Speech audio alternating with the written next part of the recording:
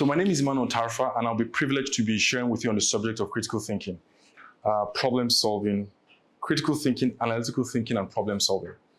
Now, I want to just begin by saying that this is a very popular subject, but I would like to crave your indulgence to think about it differently from the way I'll be presenting it.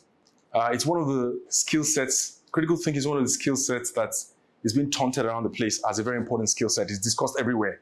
If you Google most important skill sets for tomorrow, for today, for yesterday, it'll tell you critical thinking. But if I ask people what critical thinking means, they actually don't know what critical thinking is. A lot of people don't know what it means. They assume they know. That's on one side.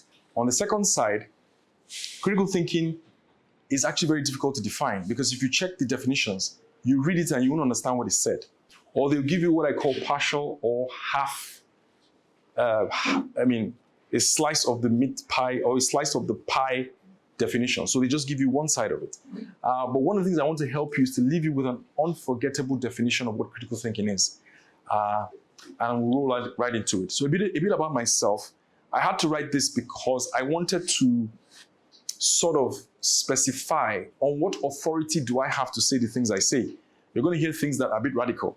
So here's a bit about my profile to define or to give me the legitimacy to share the things I would be sharing with you this morning. So like introduced me, I'm co-founder of Crypta. Crypta is a talent accelerator platform. And what are we focused on? We're focused on building a very competitive African workforce. If you don't know now, know that the middle market or the middle manager doesn't exist in Nigeria. So what do you mean? There aren't many middle managers. There are very few middle managers that are left. And the ones that are currently occupying that role, a lot of them stumbled into that by accident or had to be thrust the responsibility. Now that's a very authoritative statement. I warned you at the beginning that on what authority do I have the things I say? Now if you argue with me that there are middle managers in HR, finance, accounts, business analysts, all that, I have roles I can fill, so don't worry. Don't take my word for it, just bring them and I'll fill them quickly. All right? So we're trying to build that new funnel so that just like 2005, 6, when you could just blink like this and 7 associates will show up for an interview and they're all qualified and you're spoiled for choice. That's what Crypta is trying to reinvent. So we don't sell courses, we sell people. Anyway, sorry, competent people. All right, that's on the side note though. I mean, we have courses for goodness sake. I'm a partner at Enzo at Crypta, 17 years, done management consulting. By the grace of God, I've been able to advise over 165 companies. So from mom and pop to the Central Bank of Nigeria, that whole spectrum. So the summary and the point is that I have range, public, private development, name an industry, name any functional area. I have probably come across it. So it is on that authority that I'm standing before you to share my own perspective of what critical thinking is in a way that you won't forget. Now, while I know I have just 1 hour, I have to still leave with an impression that will help you to understand the subject and to actually practicalize it as early as Monday morning. Are we together? Good. Now, there's something I'd like to point out that is very important. Critical thinking is an exciting competence, but it's not abstract. It resides within the context of a work environment. Now, I'm one of the few people that is championing the cause for restoration of reverence for the employer. The average person is selfish and only thinks about himself and their career path. But there is still a place where you can put your employer first and actually become number one. So you don't understand the employer is a level playing ground for you to build your capability and skill. So I don't want to talk about my extreme views because I'm not within my platform. But my point is that you want to be able to spend the weekend reading a book about your role, about your function, a podcast about what you want, a problem you need to solve for your boss, or you heard your boss blot out to someone on the phone and then show him the results on Monday morning and say, dude, hey, I worked on this all weekend to give you. We don't have those kind of people anymore. Everybody's thinking about their lives. But the funny thing is, a very funny rat race, because if you can solve the employer's problem, you can ask for anything you want. People don't know that. All right? So solve problems. 2, add value. Are we together? That was all to get your attention. It's an icebreaker. We're going somewhere. Am I communicating? Yes, I'm not already following your hand, right? Okay, it's okay. So add value creation. What is value creation? When there's no problem to solve, everything works well. And then you decide, no, let's add value. And then lastly, of course, you just get things done. All right? And that is, of course, executing and ensuring that all 4. So yeah, for our 4 things I'll be discussing. The unforgettable definition, Missy, the mother of all frameworks, the difference between the big 3, and critical thinking roadmap. Now, I'm going to just kind of run you through because it's an overview. I mean, I will teach critical thinking in 2 days and we'll have practical classes and exercises. but I have to compress it to 1 hour. So I picked the most important that I want you to leave here with. And these are the things I'd like you to go away with. Are we together? Now let's begin with the unforgettable definition. Like I told you, if you Google critical thinking, you see different definitions from Stanford to Harvard. They all have their definitions, okay? I've looked at their definitions. The problem with the definitions that I have with them is I can't remember them. Are you with me? Okay, even Hadi has his, I don't know what that is, but I imagine we all do. So let me give you one that you won't forget, and I'll do that shortly. But before then, critical thinking is a product of the quality and structure of the questions you're able to ask, okay? There is quality and there is structure, all right? Quality, structure. Now that's not the definition, but follow me. And don't worry, you have the slides this time around. So you can follow the spirit. The letter will hurt you. So listen, all right? Critical thinking is extremely relevant for this AI age. So now we're all spooked by the whole AI revolution. And critical thinking has been said to be the skill set that will remain relevant. Why? Because it's critical thinking you use to ask AI, I don't believe you and I don't agree with you because somebody influenced your opinion. And using my own critical thinking to self-assess and remove my biases or your biases, I believe this is the right answer. So we need to teach critical thinking. Is one of the hottest courses. In fact, Ministry of Education may release a course called Critical Thinking very soon. I'm sure if they're listening to me, they would. So let's begin with some very, very, very funny questions. Who won the last election? Now, these questions are not meant to be answered. I'm going somewhere. I'm doing this deliberately to get your attention. Who won the last election in Nigeria? Don't answer me. 2, the last admission was one of the best in the history of Nigeria. Don't answer me. 3rd, the current reforms were necessary and unquestionable. I use the word unquestionable. Are we together? Now, I can bet you that I rumbled something in your stomach. And if you're going to be a good critical thinker, you have to be prepared to be uncomfortable. That's the point. And I picked the things that I care for. On social media, don't go and carry this and post and say, this is within the context of what I'm defining. And there were no answers in the classroom. All right? So I don't ruin my political career. Are we together? All right. So here's the problem. Much of our thinking is left to itself, is biased, partial, distorted, uninformed, and downright prejudiced. That's why you couldn't even wait to get through my questions, because you're already prejudiced. Now, I'm not saying the answer is either of the opposite. It's to tell you how you must be comfortable with the conversation. All right? Secondly, the quality of your life and that of what you produce, make or build depends precisely on the quality of your thoughts. So people who are more open-minded have a higher propensity and probability to move up the ladder quickly. I'm sure you already know that. Shoddy thinking is costly, both in money and in quality of life. Excellence in thought, however, can be systematically cultivated. One of the reasons why I have a lot of people around me that say things that are unspeakable among the community. They come and tell me their biggest fears and whatever, but most times when they do those things, I listen with an open mind. I know what they're saying is not correct. I know what they're saying is wrong. But I want to listen because within what they have said, I will pick and at least understand, how not to think, or the perspective or the factor that is driving the quality of their thoughts. Okay? And that I do with being open-minded. Now, why is this important? The most important skill set, and you'll see it in the roadmap that I'll build out, in critical thinking. No, the first skill set, I beg your pardon, not the most important. I'm going to show you 8 important. But the first skill set is the ability to be self-aware and to be open-minded, which you would have been taught in your courses. And self-aware means, listen, I have a bias. So the moment I immediately throw those provocative questions, the first questions I showed you, your bias should immediately be checked by yourself to say, I'm not in a position to answer this question rationally because I'm hurt for different reasons. Okay? Or rather, I have baggage. So let me now show you another, since you didn't like those ones, they were a bit too sensitive. Let me pick something that will excite you guys. Now, you have $200K US dollar in salary annually, or you have a fully paid scholarship. Make your choice. You have to pick one. You know what's going to jump at you again? Your set of biases. My father was a lecturer. You're already biased. You understand? There is a prestige, or you want to leave Nigeria. So that's another bias because of the other option. All right? I'm talking about Apple Nigeria, by the way, when they come eventually. Are you following me? What am I showing you this for? To also project your biases. That you're not normally disposed, your normal disposition is not to think critically. And that's the point. And I want you to carry that as one of the most important things I can deliver within this 1 hour. Okay? Now, to have answered that question, and I'm going to my definition now, you would have to consider the following. What do you want to do long term? 2, which of these options are suitable? By the way, I hope people online can hear, because everybody seems to be engrossed there. You're following them, right? Okay, good. So we don't forget them. They're screaming and drowning. We can't hear.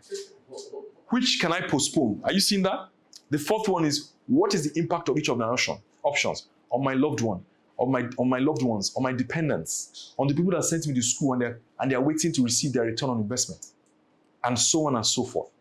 What is critical thinking? Critical thinking is the ability to generate breadth and depth. Can we say it together? Breadth, depth. Breadth, depth. Simple.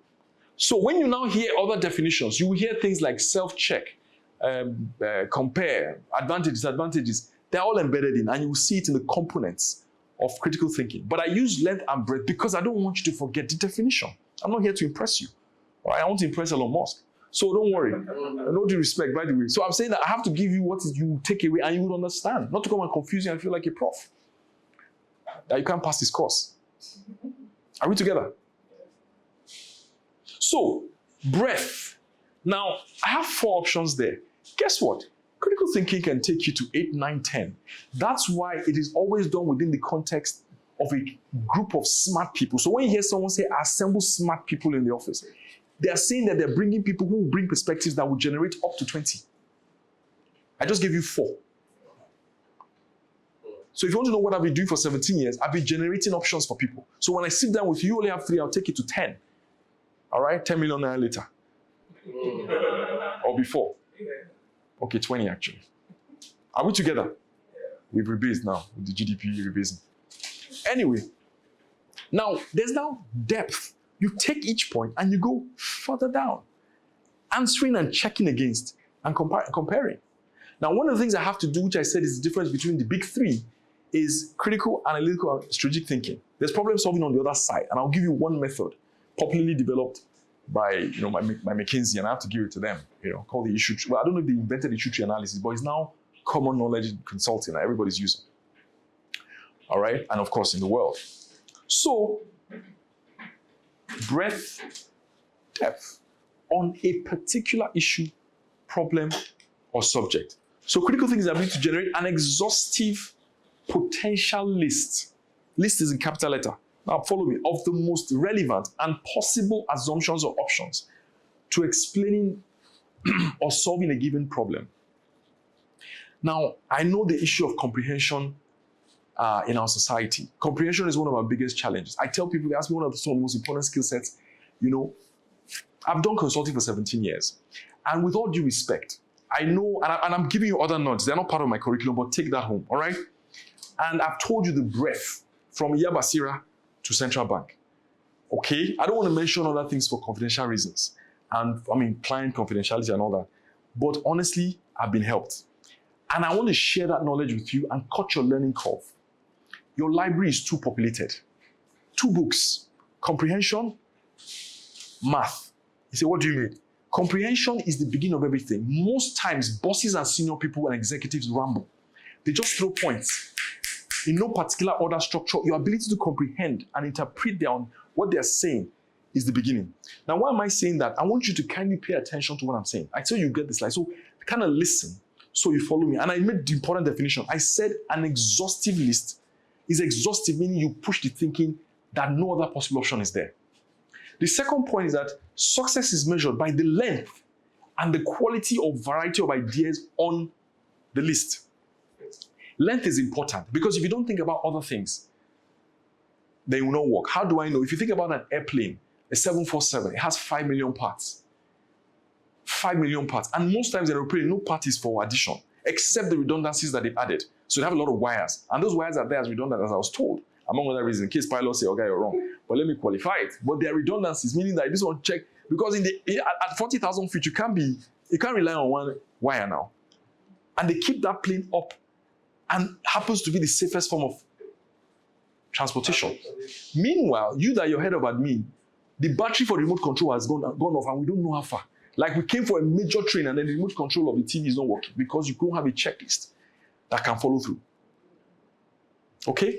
So that exhaustive list of what are all the things in this admin department, or I'm the executive assistant, I have checked out and studied my boss, and I know from A to Z.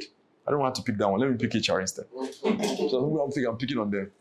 Are we together? But you need critical thinking because the list has to be what? And if you're young, that's your gift, your ability to recall everything and to generate that exhaustive list. The list is usually arranged from the most relevant to the least relevant assumptions. A concept using mutually exclusive, collectively exhaustive, called MISI. We are probably going to make MISI very popular soon because as you are giving me platforms like this and I'm talking to start spreading, and people have no clue what MISI is. MISI is actually verbal reasoning and some aspect of quantitative reasoning. Well, verbal reasoning, but it is supposed to put structure to the chaos in the world because a lot of chaos. So what do you mean chaos? YouTube has a billion videos, over a billion videos, or billions of videos. The learning content you develop is millions of videos. Apple Podcast has a million videos, a million podcasts. Let that sink in. Then you have TV to watch, all the channels. Then you now have Spotify. Then you now have Amazon's Audible. So your information is thrown at you. Then you now have Hardy and Crypto, all chasing you. And how are you going to, like, this is how I see young people, they're drowning in information, too much information. And it's making us, respectfully speaking, dumber, not smarter. You know, if you put someone in water, they will drown. Water is supposed to float, but you drown it. It's the same thing information is doing. So when you're thinking that young people should come and give you responses, you wonder how far now. Meanwhile, our parents with their little tiny cubicle libraries like this will sit down and will school you and correct your grammar. As if they invented English language. So it's the exhaustive list. So a critical thinker can 10, I gave you 4, 10, 12, 14, 16. Are we together? Now I want to quickly define analytical thinking because I have to do that now. Analytical thinking is the use of quantitative and qualitative parameters, size, average, cost, comparison, to determine or measure which of the assumptions or points are most accurate and relevant to solving or validating solution. In other words, I gave you guys 4 options. Out of those 4, you're going to use analytical thinking to determine, are you with me, what stays on the list and where our final answer will be. So should I tell you what will happen? You will now start comparing first and foremost, what are the salaries? Okay, what is the salary I earn when I leave Harvard? Okay, Apple is paying me this now. What is career path? I'm using analytical methods to generate questions that would measure, compare, and so on and so forth. So analytical thinking kicks in to put some structure to the endless list. Yeah. Otherwise, you run mad. Yeah, you heard me. Critical thinking, you understand what I'm saying? By the way, you don't use analytical thinking in marriage. Watch that. Be careful. On your own. It's only for the workplace. I say analytical thinking is only for the workplace. It's not for marriage. Success here is measured when there is a logic or outright evidence to confirm the above points outlined through critical thinking. Critical thinking helps you. It's a tool like the blood. It generates the list. But analytical thinking will now help you to determine what is true and not, because to bring a parameter or a criteria to measure, to contain, to put a scope and a structure to the exhaustive and endless list. So we move from guessing and assumptions to confirmed points. Now, analytical thinking has a couple of points here. We have frameworks that are help. Now, you're beginning to see this. Now, the problem with this, and that's what I would explain to us, is when you understand the fundamentals, this will not be enough. You will generate your own list over and beyond. Meaning that some of us, by the grace of God, are able to build our own frameworks. So we even have frameworks that are not written. And the challenge we have on this side of the divide in Nigeria is that we don't have enough thought. Well, we have thought leaders, but our thought leaders are not taking their position to actually articulate their own frameworks that are useful for unique environments. So what do you mean? What is the framework for, what framework would I use if I run a restaurant in Lagos? There are frameworks that could have been, now they have this native intelligence and a cocktail of intuitive thinking and all kinds of, contraptions and thought. But you can see SWOT was someone said and said, wait, strengths, weaknesses, that's the analytical thinking. There's PESTLE, which is one of the most popular. There's GAP, and so on and so product extract and a ton of stuff. So, yours truly has, cooked up a few and is trying to push it, not as a good author like our gentleman here, but no problem. But the one I'm more concerned about is Missy. Can we say Missy? Mutually exclusive? Say it to me. Mutually exclusive? Collectively exhaustive. Now, it's another definition that is difficult to define that is difficult to define by definition. Are we together? It's difficult to define by what? Difficult to define by? Okay. Now, before we get into Missy, let me reconcile all three so that as we go into the subject, we'll get it together. Okay? Now, critical thinking is who, what, and how. Analytical thinking measures, compares, and validates. Strategic thinking prevents, determines, or provides purpose. So strategic thinking is about objectives. It's a predetermined action. I want to be very wealthy. So here is a young girl in Makoko. No, let's flip it. A young girl in Europe, poor family, and she decides, I want to be wealthy. What are my options? She comes down to 3 options. I go to school, come out, I'm going to get a great job. 2, start a business, make it successful. 3, you know what? I just target and marry the prince in town. That's strategic thinking, to choose the options. But when you see SWOT, strengths, weaknesses. So she realized she's tall, blonde, and beautiful. So she doesn't like to read. She's not academic. Starting a business, where is she going to get money from? No clue. So she plays to her strengths. So when you see companies say we're doing SWOT to determine our strategic positioning, that's what it means. So you actually do a real SWOT, not patronize your CEO and you're one of the best things that's happened for Jollof Rice. The way you think, I'm inspired, okay.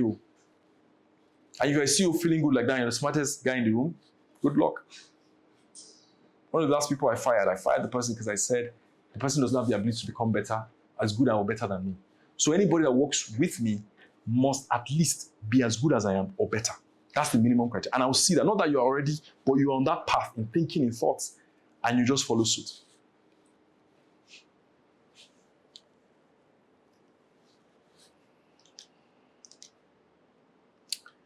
So, like I had highlighted, the ability to decide, strategic thinking, resources, validate, just predetermine. Success is measured when the knowledge and truth is confirmed. Now, I want us to look at Missy. Missy, by the way, I'll put it under analytical thinking because, it's a framework and it's best explained first. Now, for those of you who follow me, you will see me use this thing a lot. Every article I write, I still bring this thing. I'm trying to reinforce a certain knowledge. And I don't have time to tell you how bad it is. Let me just give you an example. It's getting worse because we didn't have middle managers that went through proper regimented trainings. I remember my days in consulting when we started. They would teach you, it didn't happen to me, but my investor told me that they taught him how to staple. Let me repeat. That stapling was an art that had to be taught because the way you staple determines the user experience of the file when it's arranged or spiral binded. We were taught indentation that the fonts must match and there must be logic between the colors that you combine in document, not just some child's play color, presentation. Are we together? Now, when you think about that kind of regimen that we went through for 2 years to become confirmed business analysts, and now under the pressure, everybody just hired because we don't have time. What has happened is that we now have people that I'm talking to and we can't speak the same language.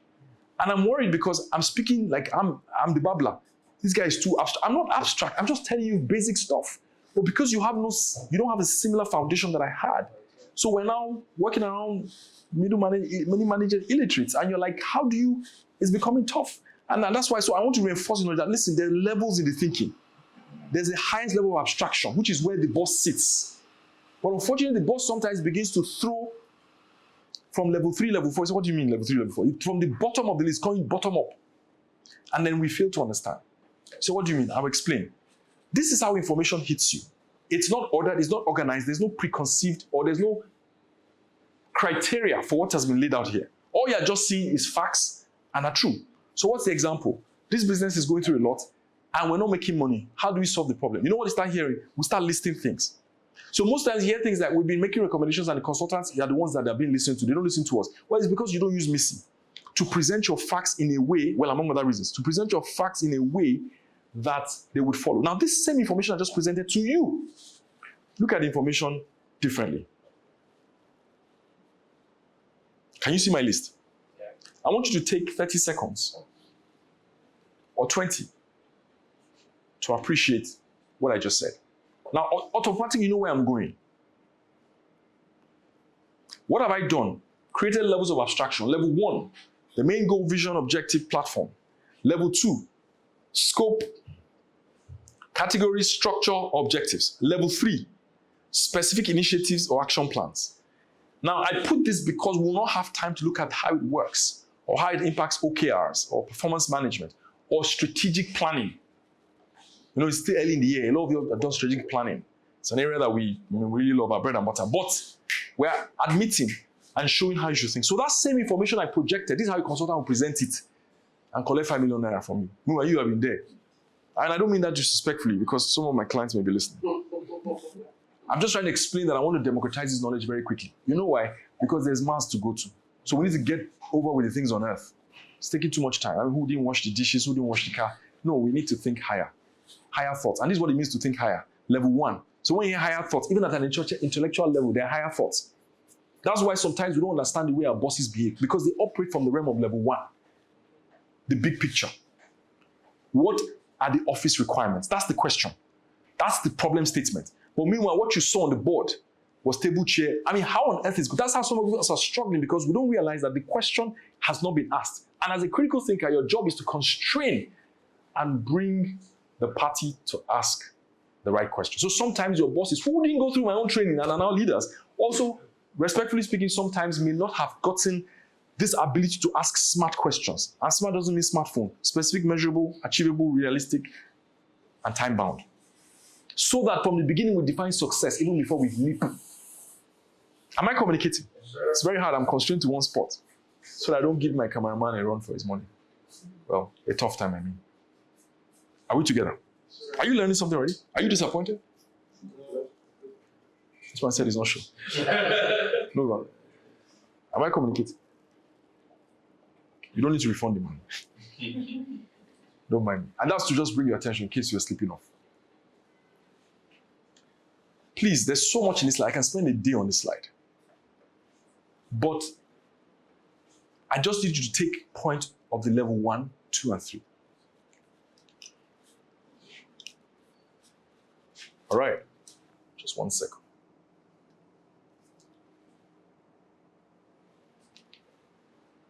Now, same list, but something changed.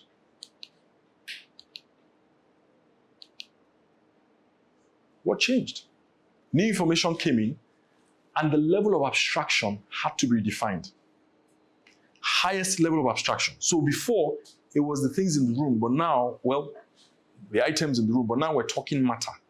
So sometimes the subject may change when the information varies. But I wanted to let you know that so that you also begin to see how that can be applicable in thinking. Now, according to Barbara Minto, I think she's over 80. I sent her an email, she responded. She worked in McKinsey in the 60s and 60s, when we were still trying to get independence. She was already postulating theories like Missy. So she, according to Google, she founded the word, she created Missy. Pyramid. That thing I showed you was a pyramid, mutually exclusive, collect, exhaustive. And I will now explain. By the way, that whole table I showed you, just showing how things need to be decluttered. But let me go back so that I actually nailed the point because I looked like I skipped over it very quickly. Now, when we're defining Missy, please follow me. Mutually exclusive means that desk, chairs, and tables are exclusive. They are not the same thing. Okay? They're related as furniture, but they're not the same.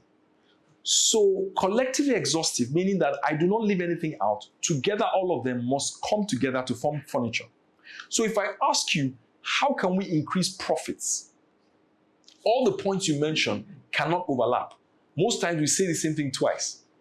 Cut overhead cost, cut admin cost. You said the same thing in 2 different ways. And that's a very basic example. They are more complicated. Are we together? So Collectively exhaustive means all the points that I bring together and assemble must exhaust that JD or whatever I'm writing. But independently, I'm not repeating myself or saying one thing in two different ways. That is what it means, collectively exhaustive. So no overlaps so that each point is distinct, but together they must form the set. Remember your set in secondary school. When I told you math, you didn't believe me, now you do. And then we came here and I explained. That's why when we introduced this, collectively exhaustive needed to change to bring in this. But this doesn't stop here. We still have another level. So we moved here. And then from there, we moved to high level abstraction. If I bring something else outside, I don't know what. Maybe you throw God on the list. I don't know how that will change. And try that for yourself. Now, I wanted to explain this because now you say, man, okay, I'm not sure. You're saying a lot of things. And I understand that. That's one of my, I won't call it weaknesses, but one of my signatures. That your head may be too. So let me calm down and begin to time my points. Number one, I've defined critical thinking for you. And I've told you the quality of your list because I'm introducing you to the subject. Number two, I've told you Missy. Number three, I've told you the difference between the three. Let me repeat them. Critical thinking is length and breadth. That one is easy, right? Analytical thinking is measure. There has to be an outcome, but most thing you need to take away is quantitative and qualitative. So there are qualitative factors in analytical thinking. So you hear things like, the guy is not client-facing, put him back office. Profiling, whoa. That's below the belt. But hey, yeah, the guy doesn't have the courage and the executive presence for what we want. And this world of vainness and packaging and all kinds of stuff.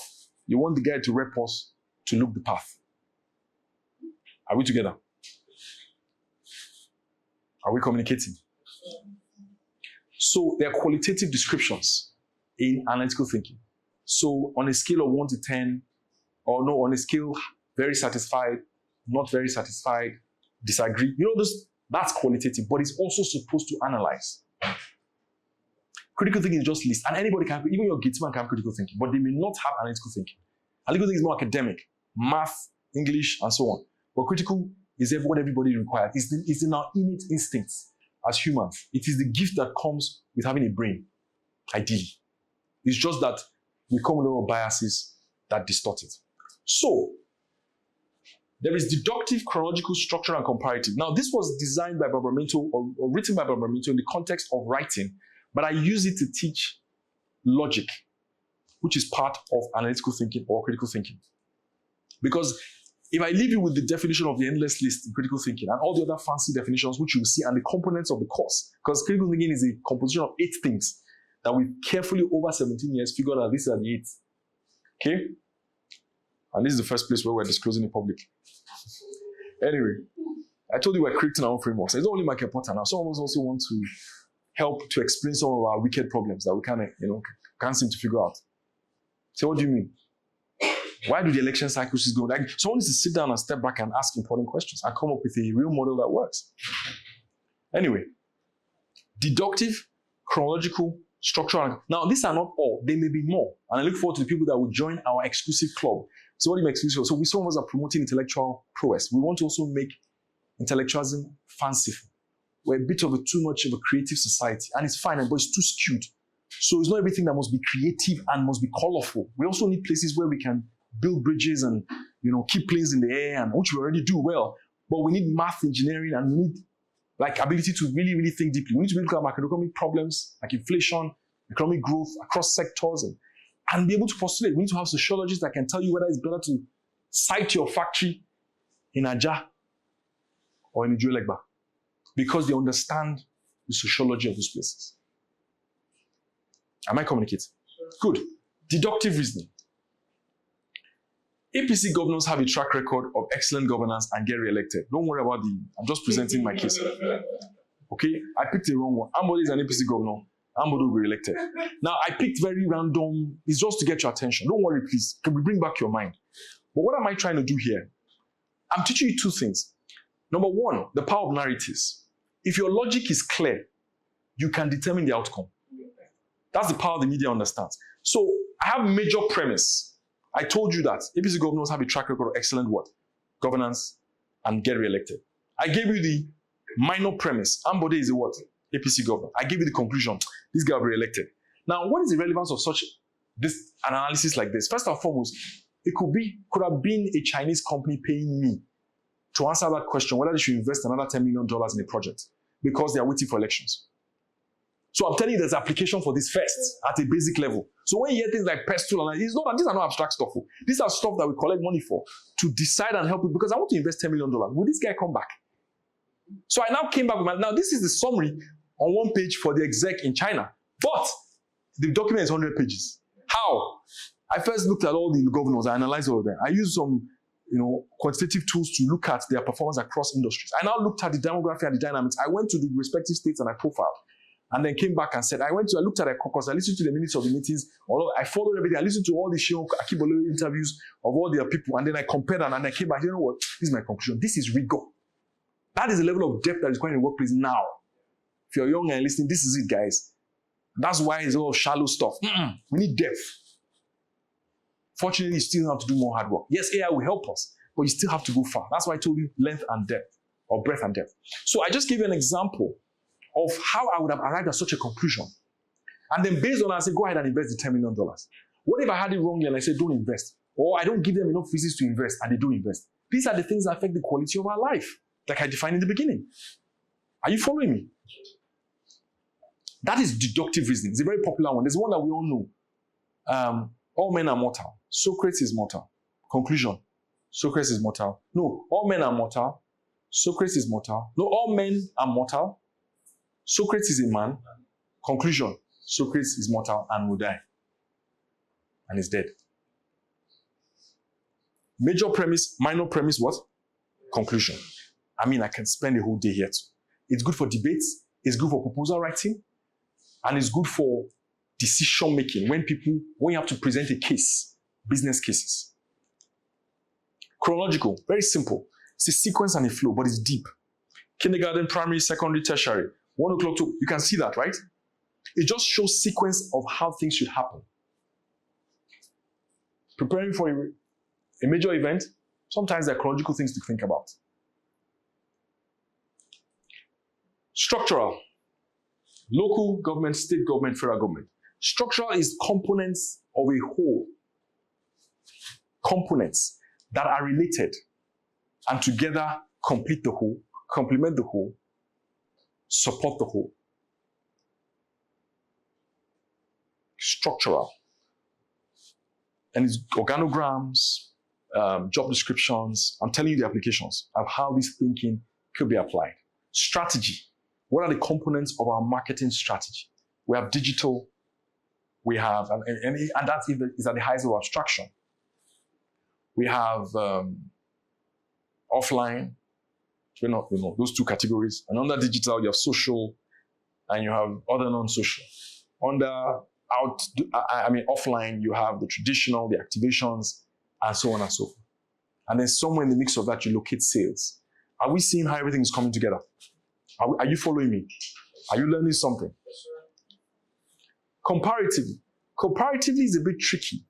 People don't get it sometimes, but it has to do with comparison for prioritization. So usually it's adding weights to what should come first. So example, wedding plans, financial stability. I put that there to restore the value there so that we don't just, sorry about that one. Parents' consent, get other stakeholders, get the venue. Now I just showed comparative in the sequence. It's not chronological. It's different. The second one is corporate strategy, business use strategy, and functional tasks. Now, this one is also showing the sequence in which strategy should be thought. So if you're kind of cooking your own strategy and the company doesn't have a corporate strategy, first of all, you can call Enzo Krypton. But beyond that, you need to understand that there's a sequence, that you draw your strategy from the corporate one. And I'm giving that freebie to employers who may be listening so that they know that they got more value. Because I would tell the people in the room that are not, that work for people that work for organizations that corporate strategy is important. All right? If you sit down and you look at what you do from Monday to Friday, 9 to 5, and you cannot locate 90% or the bulk of what takes your time in the office to the strategic direction of the business, then it's not a good sign. Let me repeat myself. If you sit down and look at everything you've done, and you don't see how it connects to the priority of the business, and most times the priority of business may not be communicated to you depending on where you're on the value chain. So most times, Your job is to figure out what that is. And the smart ones are the ones that are able to connect. So if you sit down, for instance, you had human resources. And at human resources, it's not just recruitment, people going on leave, and all the other operational stuff that takes off half of our time that technology can solve.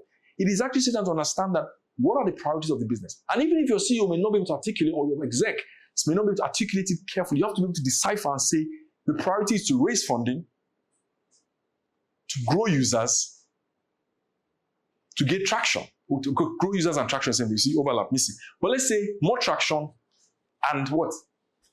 Raise funding. So you ask yourself, as head of human resources or as head of finance, that one is obvious. I mean, you need to prepare the data room, clean up the place. Even before they start talking, not even go and bring in a consultant, and then you're not be looking at, okay, they're now bringing you as an afterthought. That's a sign. And with all due respect, in case you're going through that, it's part of why you're here. But let me use human resources. Human resources, you're thinking, okay, we're raising money. How does human resources help us in raising money? Realistically, unfortunately, I don't have time to think about it because my time is running out. But that's critical thinking. But more importantly, that's how you connect to corporate strategy. Okay? And that's why I had to emphasize that. Now, to tie this up, okay, before I now conclude with I want to talk about problem solving very briefly within the 10 minutes or so that I have. Now, in problem solving, I've done critical thinking. I've given you as much overview as I can. And done analytical. Analytical is really just math and, frameworks, knowing the one to pull or the one you create. But remember to use MISI to make sure it makes sense. Strategic is for the bosses, and it's not really what you took in the course, but I just let you know how it covers. It has to do with purpose and objectives. In other words, what are we trying to achieve here? I want to marry a prince. So when you see her going to a royal etiquette training school and applying to all the agencies that service the royal family and trying to be the most competent staff and looking for opportunity to serve the prince and pour tea on she's being strategic. That is what it means to be strategic. I know we are laughing, but that's how some people have plotted their lives. And she achieved her objective. She didn't say anything, but she said, I don't want to go to you are going to school to go. No, you don't need. Let somebody else carry that headache for me. And that is strategic. Now, I'm not saying that to demean women or no, God forbid. Or any of that. If I would have used a prince, it's not that the class has a lot of men. But the idea is, that's a joke. The point is, it drives home the point, is to say that you should not be afraid of your strategy or ashamed of your strategy. A lot of the fintechs choose execs or former execs of central bank as their chairman of their boards. Very simple, so that together we will open policy. That's strategic thinking. Whether it's ethical or not, I leave that to your full faith. I'm not telling you where ethics plays in and values, but I've told you at the base level that is a term in war. I'm sure you read it. And that's how generals sit down strategos to determine the direction to take. So here is the framework you would use. There's problem definition, structuring I'll show you shortly, using the issue tree, prioritization. Prioritization is important because some of you will be tempted to think that it means you now sit down and spending days. No, they taught me, Hadi, I must be critical in my day. You also have to, you can give the answer on the spot. So some of us that have mastered it over time are able to respond to people within 3-4 sentences. So a client can come and ramble for 30 minutes and I'll give you back what you have said in a table.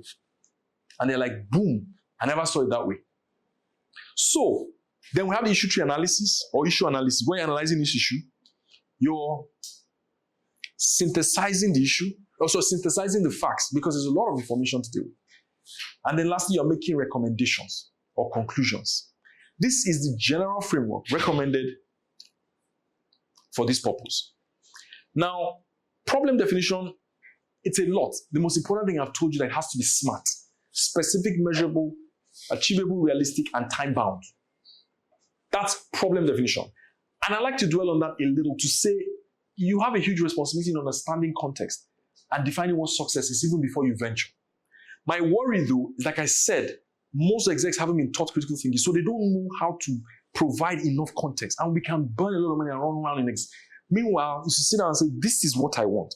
Think through it over the weekend, then come back and respond. There's a book called Slow Productivity by the guy that wrote Deep Work, Cal Newport. And when you read the book, he disproved a lot. You know, where are we? He said you can sit down for a whole weekend staring at the ceiling. But when you stand up and you write within 1-2 hours, you have solved the problem. But there's that says, I'm in the office. What are you doing? You're not writing anything. You're not thinking. You're just under pressure. But say slow productivity is the ability to step back from the problem and cook it up. You know what? I just need to call Abby, call Mide, connect the two, have a meeting with Dami, and have my results. But you need to calm down. So it's slow, but you still end up achieving better results. It's also related to deep work. Now, structuring is disaggregating or hypothesizing. So if we say something like, how do we increase profits? Across our business lines. What business lines? How do we increase users? Okay, who are users? You're disaggregating the information of the problem statement. Are we together? Yeah. Now let me bust your bubble. Structure should always come before data. I've lost somebody. I know my data-driven. You heard me loud and clear. Structure should come before what? Now I didn't invent that, but my big bosses did. That's this. If you hit Google, there are 8 billion or whatever, how many billion indexes? Where are you going to start from? So you go in there with your structure, which is your outline, all the questions you want to answer. Then you fit in, you look for information to correct or disprove. Do people who start their career in consulting have a high propensity to succeed in life? Faster and rise through the ranks of the corporate world better? That's your hypothesis. Go look for the information that validates or disproves that. How are they better? Let's look at income, career growth prospects, breadth of experience, historicals, people who are living the life. Are you seeing my structure? I now look for information to fill in that box. So critical thinking is required, but also you know what I told you about analytical thinking. Now, when you do that, you now prioritize. So in all the lists, okay, what's first, what's second, what's third? Because there are always too many options. So you have to prioritize. I always believe in the 3x3 model. 3, 3. What do I mean? Not more than 3 objectives. This year we're pursuing only 3 things. Then I also practice the radical 1. So it's just one thing I want to achieve in 2025 that will take me further in my 10-year runway. Because you plan in 10 years. 20s, 30s, 40s, 50s, 60s. Well, from 50s I stopped counting, but you get what I mean. With all due respect. With all due respect. And I don't mean that, please don't. I'm just trying to explain that at that level, you shift gears. Quantum. Because then you're just harvesting what you built. All right. So structure. Start with structure data. Break the problem to Missy. Form sound hypothesis. Identify what conditions are necessary and sufficient, which I just explained. So I told about Missy, but I'll need to explain my point. Prioritization, I've highlighted. So here's the most popular example from the book, The McKinsey Edge. How can Acme Widgets increase profits from its existing business lines? Look at the business line. Which business lines? 2 ways. Increase revenues, decrease costs. Increase revenue, decrease expenses. I talked about levels of abstraction. And under levels of abstraction, what do you notice? Just 2 things. And when you really think about it, how do you actually increase profits? You increase revenues and you what? You reduce costs. Can you think of any other way at a high level of abstraction or at the highest level of abstraction? Maybe not. Look at the list under expenses. To decrease expenses, you decrease raw material costs, decrease labor costs, decrease overhead costs. They separated labor from overhead, other overhead. And then they also said input costs, which is direct costs. Are we together? Yes. Missy, no overlapping. Let's go further. Let's take labor cost. Negotiate wage concessions. What does that mean? Oga, I'm sorry, we will not increase your salary this year because it's better to not do that than to let people go. I'm just giving an example. 2, negotiate higher productivity quotas. Okay, you know what, guys? We used to put in 4 hours a week. Now we have to do 5 hours a week on this task. More productivity. 5th one, 3rd one, sorry. Labor saving production process. You know what? Let's get machines. Let's pay for premium subscription of AI. So we don't need too many entry-level people. I'm not saying anything. I'm just explaining my example. Are you following me? Sir. Yeah. What have you seen there? I just used Missy. I use analytical thinking to break down a simple problem. How can you increase profits? Now, these things we're doing normally in a scenario, you sit down, break into groups, do all that. Yeah, I mean, no. But I have at least introduced you to the issue. So your job is to now go further. and read, because everything I say, every slide I have is a book, or at least a whole course. So go and take it in and understand how to use issue tree. Okay, it's one of our consulting secrets. And yeah, we'll have to democratize it because we don't have time again. We need people to, we have bigger problems to solve than to impress you with fancy frameworks. The applications are innumerable. But I broke it down to explain the logic in thinking. Now, what I did was top down. Can we say it together? Top down. But it's bottom up. What is bottom up? Bottom up is when you have no clue.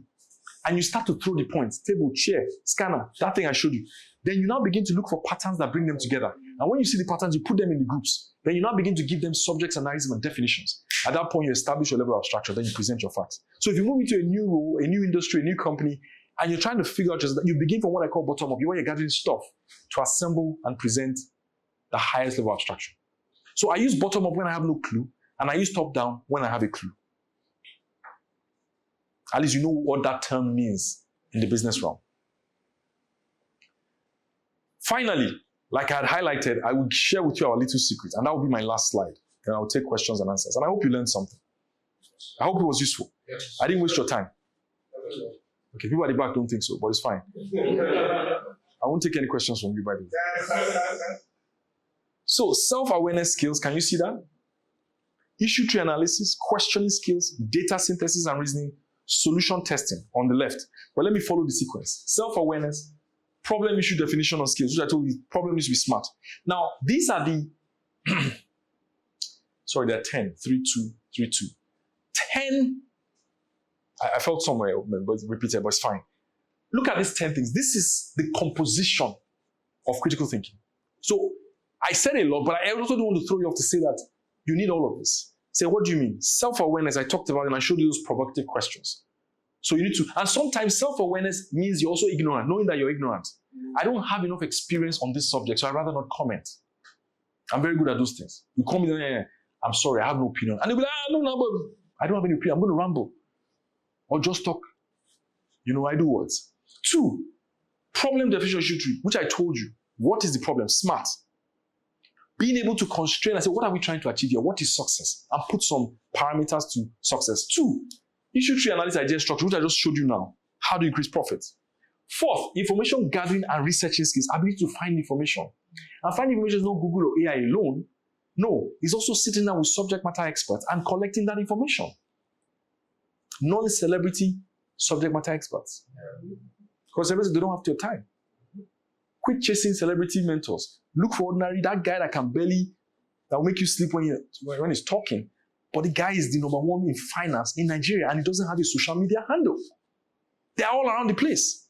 In their 50s and 60s about to retire and nobody's there to collect the blessing. Or that ability, or that skill. Walking encyclopedias with depth and breadth across their functional area and industry.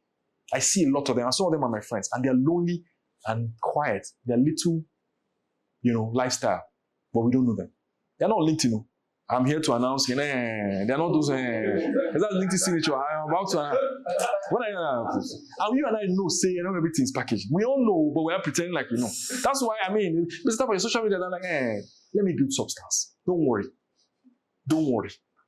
When water finds its level, those who build the house on the rock, the place. Questioning skills. The what, the how, you hear that. So that's all you know about critical thinking, that is all those questions. No, but there are question abilities, ability to ask important questions and intelligent questions. Data analysis skills. Now, don't go and jump on data analysis skill, of course. Data, just the ability to just use simple analytical thinking, measure, ratio, proportion, you understand? Data synthesis and reasoning. Okay, so what is this saying? So what? Okay, I've looked at all the financial, so what? Idea generation. Okay, so based on information, could it be that if we started hiring from universities now, we can cut the chase, or we don't quit university and go to secondary school? Solution testing. Okay, let's try it. Let's go to UNILAG. And then lastly, solution communication. Based on all things, we concluded that and your ability to communicate and articulate it. Are we together? In conclusion,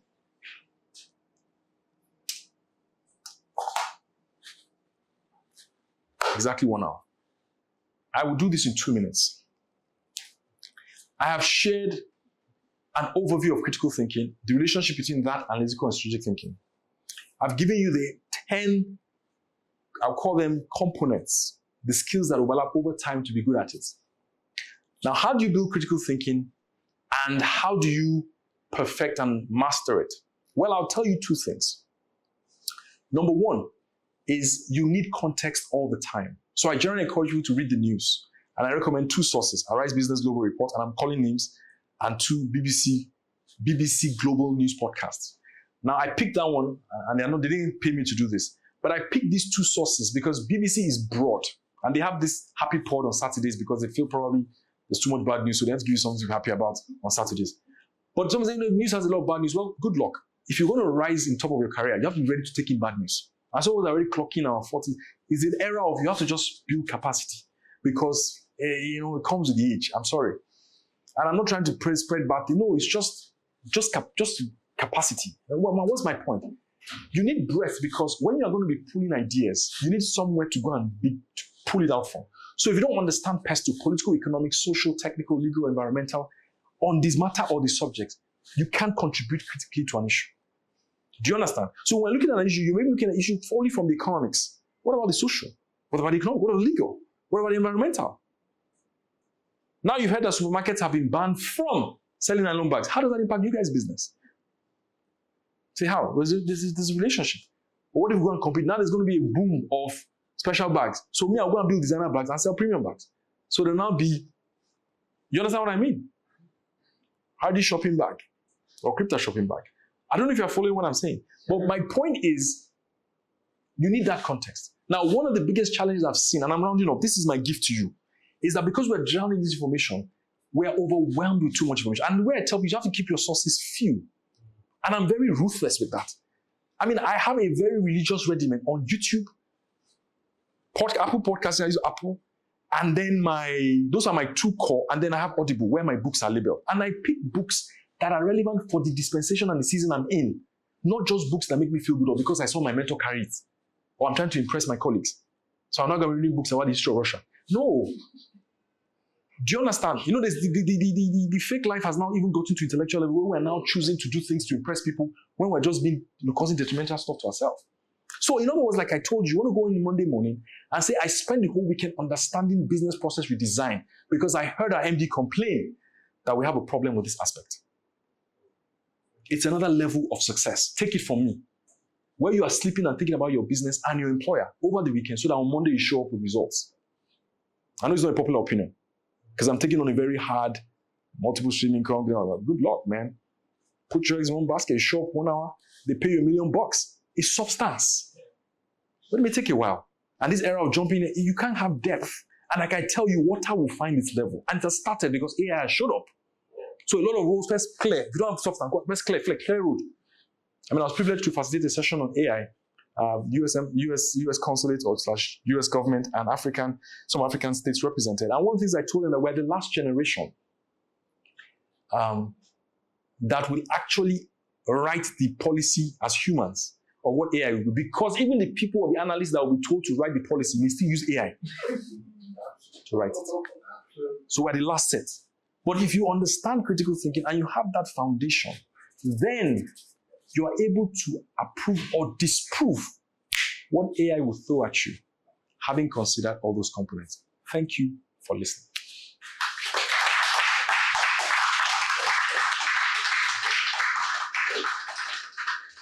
So I'll take questions. Thank you. We have questions. Yeah, we should have questions. We have. Let's have. Sorry. So, just to give us structure, like he has also writing for us. Once we want to speak, right? Let's introduce ourselves, what it is we do, and then we will head on to the question. Is that fine? Sorry. So my name is. Fantastic. So I hope I didn't take a stab at banking. Please remind me. I have 2 questions. One, I want to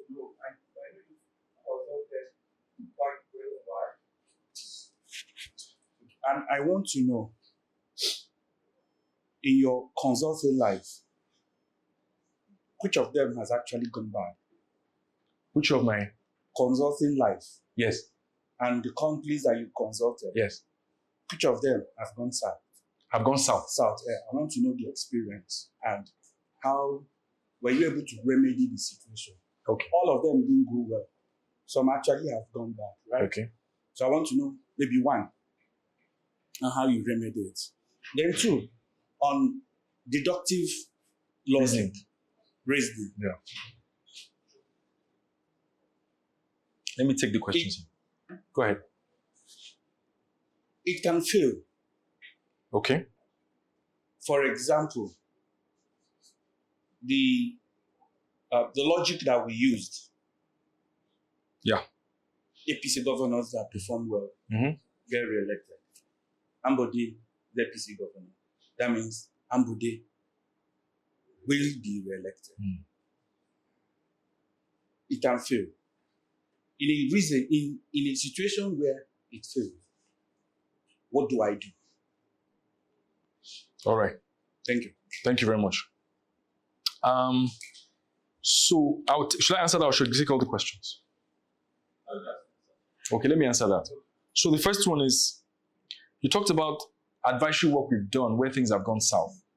Now, based on my definition of problem statements or questions, the challenge with the question is that I haven't given you enough context on the kind of consulting I've done, because most of the clients I have is not an endless relationship.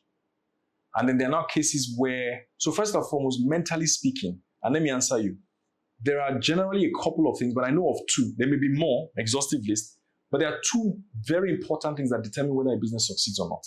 And number one is the temperament and the personality of the founder.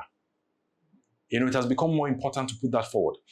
But secondly, it is the market and the industry. Full stop. Now, there are other things on the list, can be two, I'm sure there are more, but the temperament and the position of the founder or the behavior of the founder will say a lot. Transparency, feeling of threat, thinking and hiring smart people, humility to go and learn, look for knowledge where it belongs, courage to take on risk or fear and timidity, all kinds of ignorance, lack of breadth, indiscipline to study and put the extra hours, a wrong motive or pursuit, strategic intent that is not pure, and or wrong premise for starting the business. I can give you a whole list. Personality, competence, capability of the founder, one group. Now that one is outside my control. Even though I've started to incorporate when I'm speaking to founders to have private sessions with them to sort of reset their brains on matters. But the second one, or to give them some sort of mind sheet. The second one is the industry of the market. That one is beyond all of us. And is a function of whether or not we're able to competitively, so we're able to remain competitive in a very competitive environment. So a lot of red ocean. I mean, I'm just sitting and looking at the fintechs and that whole bloodbath. I mean, no disrespect to that. What's your own positioning? Of course, there are rules engaging that. So my point is that those two things, as you both notice, are outside my control. So even if I provide the most valuable advice, left to the person that will take it, but most times, I'll tell you one thing, and that's my track record. 95% of our business is referral or recommendation out of the 160. And I say that with all sense of humility. It's not, in fact, we became so complacent with bids that when they bring bids, we're not like, I don't want to compete. Is it that me alone? I'm sorry, it's not a right attitude, don't get me wrong, you should be aggressive, hungry. Maybe that's why, one is a Range Rover. But my point is, and I'm not saying that, please, I'm just saying that I've told you, my own is I belong to the school of thought that value for value. Focus on, I'm in that school and I'm propagating it aggressively. Depth. We need depth. We need people that will sit down, know their onions, and apply a PhD-like pursuit, right? A PhD-like pursuit on their competence. In other words, you sit down, you work in admin, but you could pass for a PhD degree because of the time and the rigor you put in. And we don't have people like that. You don't. And that's why we don't have exceptional people, too many. To be exceptional is hard, though. And I know we're I'm going there. I know we're a religious society and we've replaced, hard work to think, well, I don't know. But if you look at even the men we follow, they don't look like they're faffing around. They probably work harder than you. Just like I say, I work harder than more. I won't say what I say, but more than you all. In that sense, I put in the hours. And so you know what I'm talking about, deep calling to deep. So if you don't get it, sorry, forget about it. I mean, I've sat there in front of a laptop. Today is what? The time is 1:27. Laptop.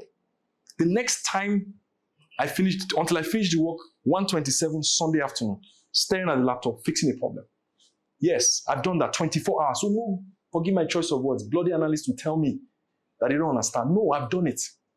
I've lived 7, 8 roundabouts after first stack and gotten home at 11 p.m. and I had to turn around the bus because of armed robbers.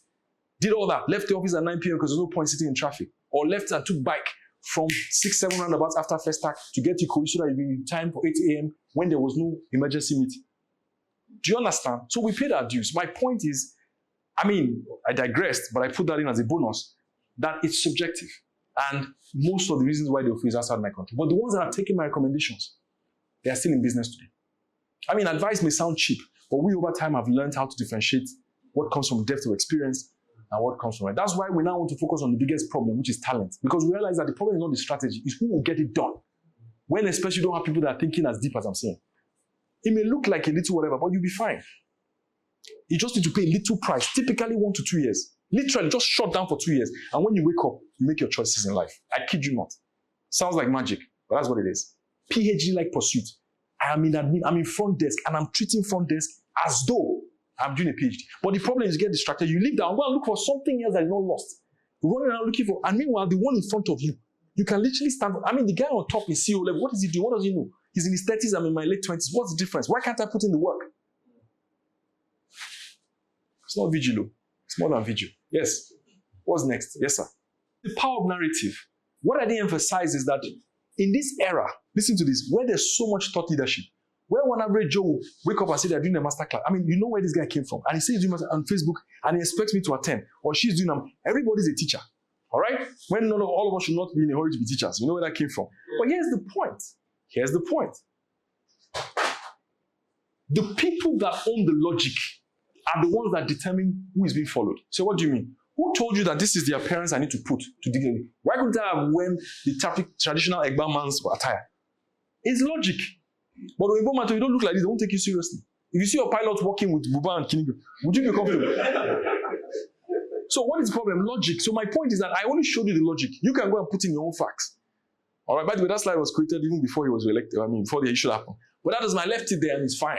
It also stimulates your curiosity. So your answer is not necessary, and that's what the media understands, the control of the narrative, the logic. So they'll build a case, and so this is the problem. But if you don't have critical thinking to go and check and cross-check with all those 10 things I showed you, you wouldn't know what the real answer is. So you have to have your own independent opinion and be able to smell when somebody is biased and why they're biased. It's deep, my brother. It's deep. Yes, sir. That's why they invited me. Yes, sir. Okay, good afternoon, everybody. Good afternoon, Chief. Okay, my name is Donatus. Your name is Donatus? Donatus, correct. Right. And I work with an edtech startup. Fantastic. Okay, so you said something about the fact that executives do not have depth in terms of the way they approach. Not all of them. No, some. Sorry. Sorry, some. No, I'm sorry, sir. Before they cancel me now. Yes.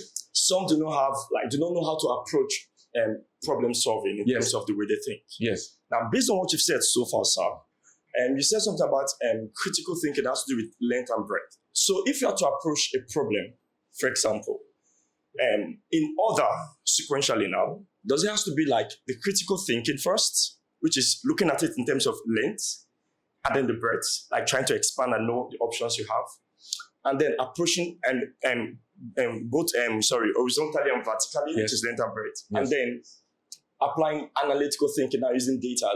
You understand? Is that the order?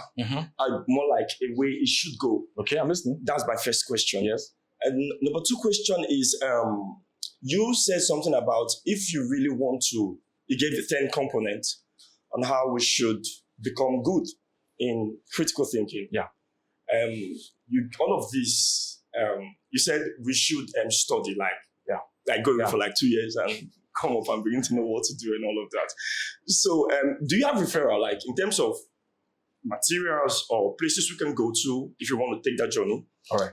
And something you need to do, because I really like what you just did here today. Thank you very much. Now, I would thank you. I'll answer your question second, and I'll just appeal to, and I appreciate the honor, that the only thing I would say is just follow me.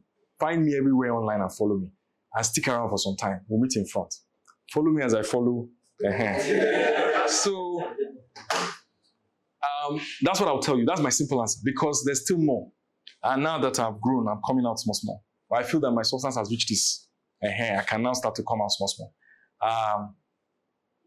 So that's my first recommendation. Because I've also had to sit down and cook up a personal development framework for people to see how you can build. So I published an article on it. The first question is very good, important question. And I like your way you're thinking. You're trying to simplify. Okay, so how do I go?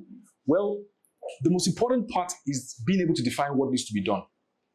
Now, if the problem statement is correct, then you can throw in all the tools you need to achieve it. But let me help you with this definition of critical thinking. Another one that would help you.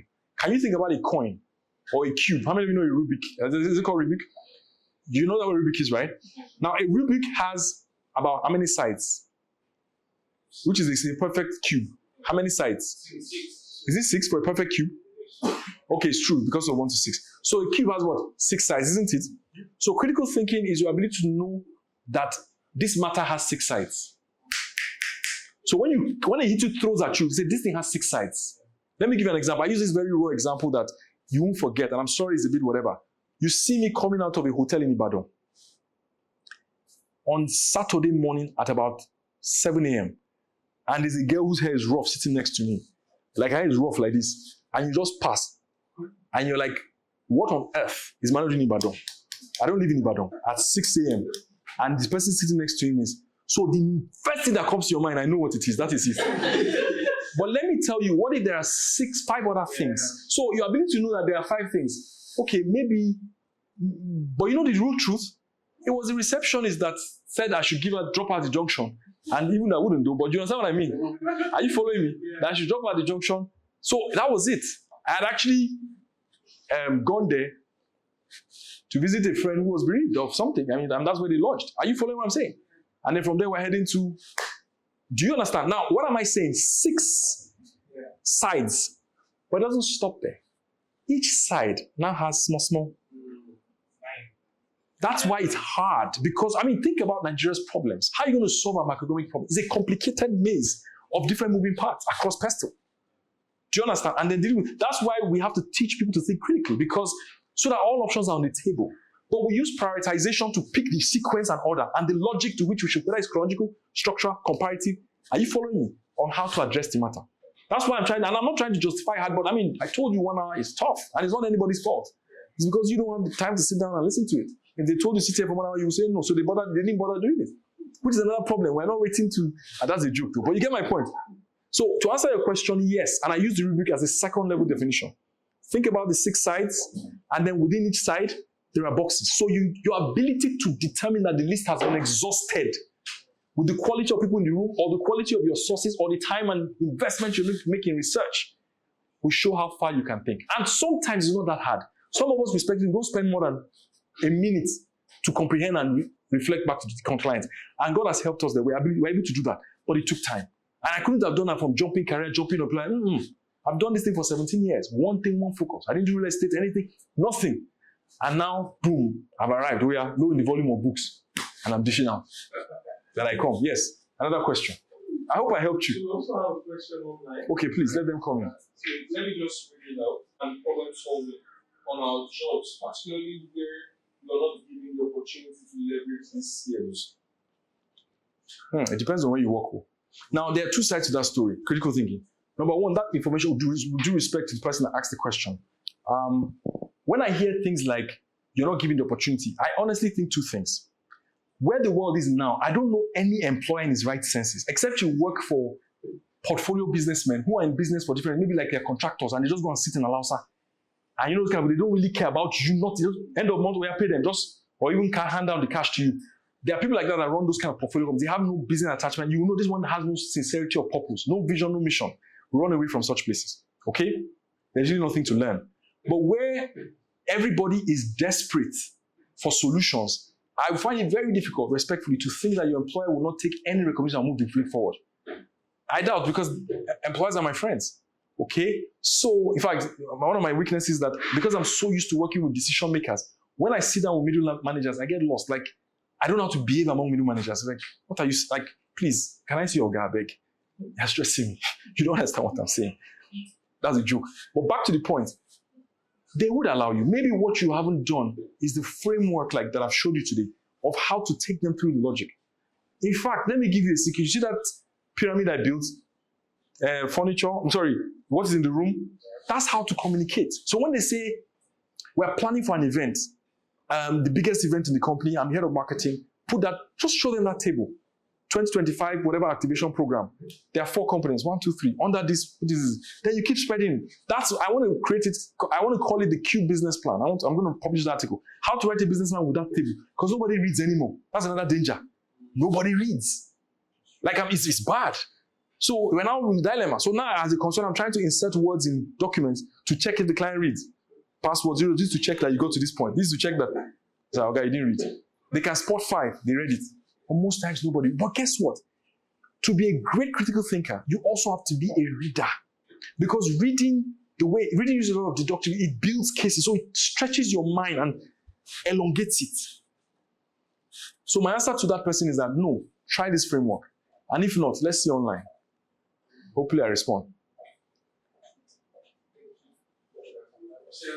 And please, I have time if you want to take as many questions. I know you're eating into your hangout, but it's fine. Yeah. The sense that you work in a place where it's only what the boss says. Even when he's saying something wrong, it's only what the boss says that goes. So when he's falling with all 4, it doesn't matter based on culture. So what do you do at that point? So thank you. First point of call is to think the employer has the problem. It's deliberate. You need to remember these guys, you don't know what employers sacrifice. I think you guys don't have a clue. So employers sacrifice family, relationships, health. So for you to tell me that an employer would, the problem, there's politics, especially if it's organization. I understand that. You want to hide people. But, if Nebuchadnezzar or Pharaoh, as evil as they are, that will hang anybody next day and no democracy, would suit a solution from a sheep rearer who they detest and disrespect because he has a dream and is confused. I'm still challenging people to say that, no, look harder. Do you understand? Now, you may be right, but I don't want you to develop the judgment to disprove that because you will not start seeing problems in your employer and think that they are haunting you. I don't know. You don't know, I'm repeating myself, you don't know how much of a solution the world is looking for. If you did, nah. I can't go into details so that I don't expose my clients. People are looking for solution. And one of the biggest of them is people. It's people. On the top list is people. It's not even money. It's not even the macroeconomic environment. It's people. It's people. And so, my challenge is, yes, you are right, there may be politics. But I believe there's a place that you cannot talk incompetence under the table. You can't. Because it just depends on what problem shows up. And then you bring the solution. Or they will clear road for you. Especially when they have targets. So if you look at people like the likes of Illuminu, people don't know how fast they go in their ranks. I know soft life and all that, but these guys started somewhere and they paid the price. These guys are their 30s were already, is it Herbert and blessed memory and Ike? These guys were young and they were in the business. They were looking at this as if it's their company until they got to a point where they say, okay, you know what? We can do this. But the point was that they put in and became the number ones. And I'm challenging a generation to know that, dude, you have to be number one. You have to be the most indispensable person in the office. That's your responsibility, especially if you're religious. Especially if you're religious. I won't say more than that. I'm religious is a lighter tone. Meaning you're just about to, so as you start rising, and then it comes to complete responsibilities, family, friends. So you're not still a teenager if you wanted. But now that you're an adult and you decided to grow up, brace for impact. And that means you have to do it. So the office is the first place to learn how to manage politics, the art of the deal. And depending on which office you work for with its complications. So you work in a very structured environment, high politics. You work in a small one-man, whatever, pack all the skills from the person, but it comes with limitations. So choose your heart. At the end of the day, it's your own mission and what you choose to accomplish with what you become. So thank you. I agree with you. Good perspective, critical thinking. But I just wanted to add, I don't want to abuse them to think that the first thing they think the problem is the employer. Not so. I have a lot of, in fact, let me disclose my biases. I'm very biased towards the employer. And I must say that. Very, very biased. Well, maybe because I'm one, but two, because I know their sweat and blood. They discuss with me this in their private times. And I know what they've given up. They've given up houses, cars, luxury lives. to pay the bills, to build the business, to pursue a cause, even against government policy, or when government policy is against them. And the society does not even recognize or appreciate them. There are people that have invested their time and lives and trained people with sweat and blood. No people worked out on them. Haba. And they will never make it to Forbes. Yes, ma'am. Yes. What Dangote is going through, for goodness sake. Yeah. I mean, I don't know the politics there, and I'm not going to take sides. But just look at that. I mean, you stuck your entire wealth, even though he's a sharp man, but he stuck his entire wealth.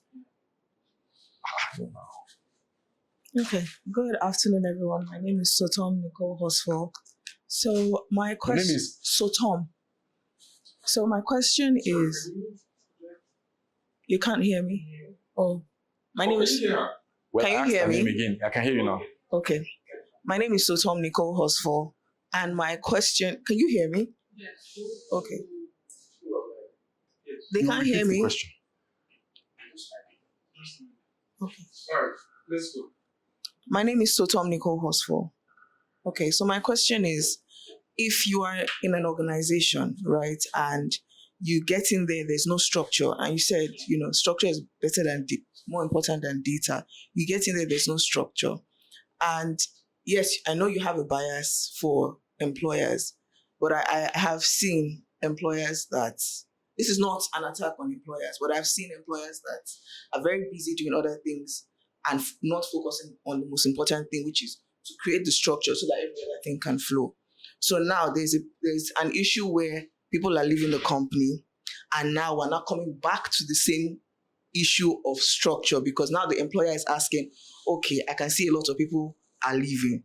What is the reason? And I'm now coming back to tell you the reason is what I told you the first time, which is no structure. So what do I have to always wait for the bad events to happen before we come back? Or, you said, I think someone asked, they don't give you opportunity.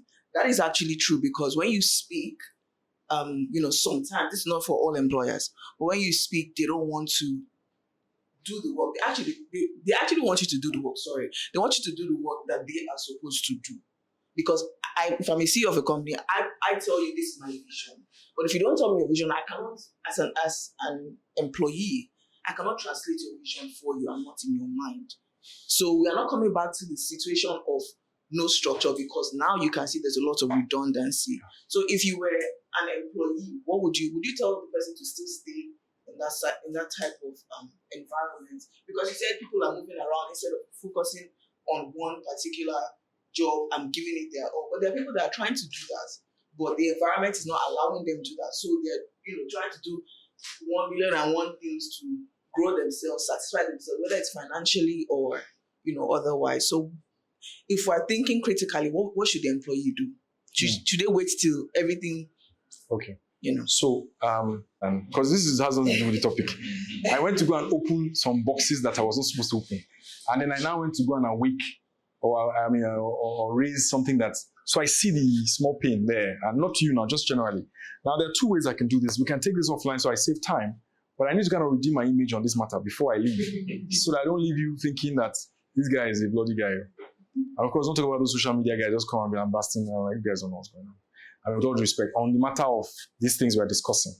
So, first of all, let me make a very clear, broad, and like I told you, breath. Now, it's a matter of choosing your pain, because, I'm just coming back from one of the organizations. If there are top 5 organizations, no, 5 is too much. If there are top 3 organizations in this country, like the highest paying organization, number 1, 2, 3. Let me extend to 4. That company is on number 4. Sorry, is in between 1 to 4, or let me say 1 to 5. Think about all the segments in the industry. All the industries in this country. And you'll be surprised that, I don't want to talk about their benefits, so I don't suggest. But there's still that groaning, and one of the issues was morale. And what is the issue with morale? Ambiguity. They can't really tell. Everything is just cluttered. Now, I'm not saying this to defend employers, but I think I need to give you context. And why I'm telling you, so you know how to handle them and get the best from them. Number 1, let me write it. And I told you with the ancient history that a wicked king called Pharaoh, some of you can go and read that history, was willing to listen to a kid, give recommendations and pick it without any critical thinking. So this guy will solve the problem. Or one that woke up and said, I dreamt this, and hey guys, all of you, you're all not well. If you don't tell me the dream first, right? Before you tell me the meaning, I won't answer you. You know, when I say this is joking and people think but I'm actually saying that that's how the world actually works. So what do you mean? I asked you a question. What would you rather be? Would you rather be British Prime Minister? Do you know what that guy is dealing with? He's dealing with a declining economy. Welfare is on the rise. He has a problem with his closest ally. They are not really on the same page. He has a worrying neighbor that is coming close. And so when you look at this scenario, what does that look like? Okay, let me take another one. I'm taking very broad examples. Now that's at that level. When you think, British Prime Minister, or do you want to try the King of England from his personal to family challenges? What am I saying? I'm saying that, respectfully speaking, it is you. The focus is on you and what you can do. Now, there are instances where these guys are genuinely not sincere, that honestly you are permitted to leave. But maybe what I should have told you is, who is a good employer? A good employer is anyone that has a clear strategic intent, mission and vision, not the ambiguous ones that they don't know. And a good sign is that they must be able to say it off head. There must be something that they refer and they verbalize. Now, if they don't, no problem. That's 1/5 or 1/whatever. But don't cascade them. 2, you are seeing their own sacrifices and the sincerity in the business. Some of them are paying that price. I know, I have people, some of you will celebrate them, you respect them, but they've told me their price. From the one that will put water, she's pregnant, her legs are in the water, she's learning Excel because it's a new technology that showed up. She came from the other realm, and she's like 8 months pregnant or whatever, and she has to learn so she can become better and deliver on her job. You don't see that sacrifice. Or the one that didn't have a social life and paid all the price and spent sleeping average at 3 a.m., go to the market, buy shopping inputs, come back, work on it till 3 a.m. and start up and be the first person in the office.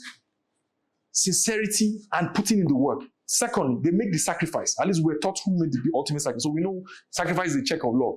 But the third one is that you are either learning, extremely learning, right, and becoming at least as good or better, or they are giving you enough time, paying you enough for your money in a way that you can now convert that money to other passive things. But the mistake is to be caught in limbo and not being able to figure out that it's not really about that. Of course, I know there's some downright ones that are just wasting your time. You can decipher them. But what I'm being careful is that I want to teach you how to navigate difficult things and complex human behavior, because it's a skill you need beyond your current employer. Some of you don't know, in fact, the bigger the organization, the more the politics. Okay, now they've scrapped, you said. How do you know? Where do you begin from? Do you understand? It's like that. And I gave you the echelon of it, or what the president had to go through to consider all these reforms and all the pressure from everywhere. Protest, this one, Nigeria, you ended the war, you are the most whatever.